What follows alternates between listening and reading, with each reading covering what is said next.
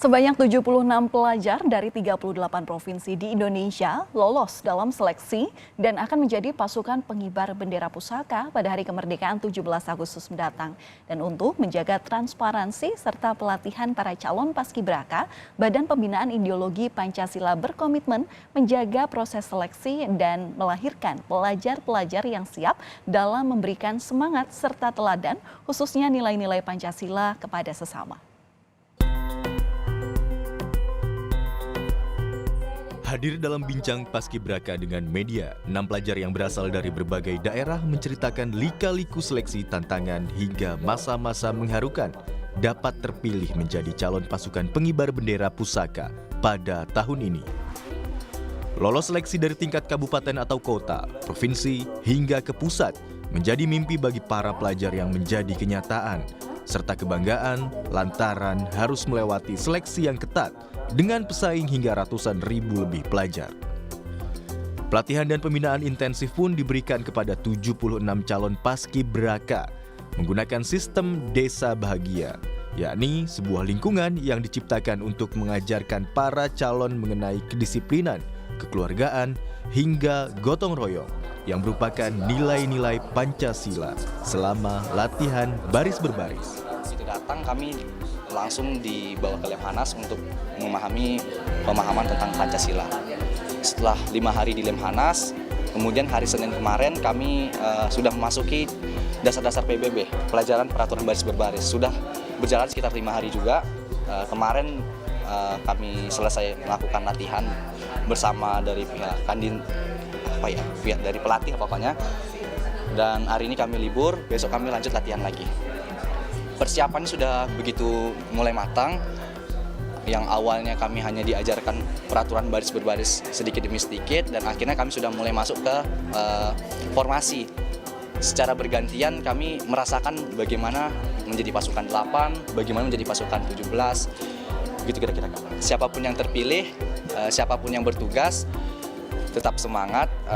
Masalahnya kami semua tetap satu. Paskibraka itu tidak ada pasukan 8, pasukan 17, kami semua sama. Siapapun yang bertugas itu pada dasarnya tetap satu, tetap paskibraka. Soalnya nanti di sertifikat tidak ada yang tertulis misalnya Kelvin Ramahenda, pengerek bendera, tidak ada. Kami semua sama. Bukan hanya uji ketahanan fisik, namun beragam tes dan tahapan lainnya harus dilewati para pelajar yang duduk di bangku sekolah menengah atas, seperti halnya seleksi kepribadian, wawasan kebangsaan dan Pancasila, hingga seleksi pengetahuan umum. Selaras dengan tujuan BPIP yang fokus dalam kaderisasi pemimpin bangsa, para calon paskibraka nantinya bukan hanya mengemban tugas sebagai pasukan pengibar bendera pusaka saja, melainkan juga akan dipersiapkan untuk menjadi duta Pancasila. Harapannya, masing-masing pelajar dapat menyebarkan dan mengamalkan nilai-nilai Pancasila dan ideologi ke seluruh pelosok Indonesia saat para pelajar purna paskibraka kembali ke daerahnya masing-masing. Generasi ke depan, generasi X dan Z itu penentu masa depan. Maka Ibu ingin membekali mereka wawasan kebangsaan mendalam. Maka Ibu Rima bekerja sama dengan Lemhanas membentuk suatu pendidikan karakter hidup berbangsa, bernegara, dan berwawasan. Dan BPIP juga memberikan sebuah pendidikan nilai-nilai. Jadi Pancasila itu kan menjadi keutamaan hidup. Bagaimana dia menjadi ideologi kerja dan living ideologi. Ideologi kerja itu apa? Yang sekarang dijalankan Pak Jokowi, yaitu menjalankan sila ketiga dan kelima. Dan bagaimana praktek itu jelas sekali.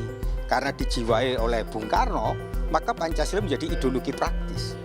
Lah, ideologi hidup itu apa? Kita mampu mengatasi COVID karena gotong royong. Kita mampu. Beragam program pun telah direncanakan BPIP yang nantinya turut melibatkan duta Pancasila dari berbagai provinsi dalam praktiknya. Pembinaan berkelanjutan Lemhanas kepada calon maupun purna paskibraka menjadi salah satu upaya melahirkan penggerak-penggerak muda yang berkarakter Pancasila. Triksi Valencia, Bodia Vibala, Kompas TV, Jakarta.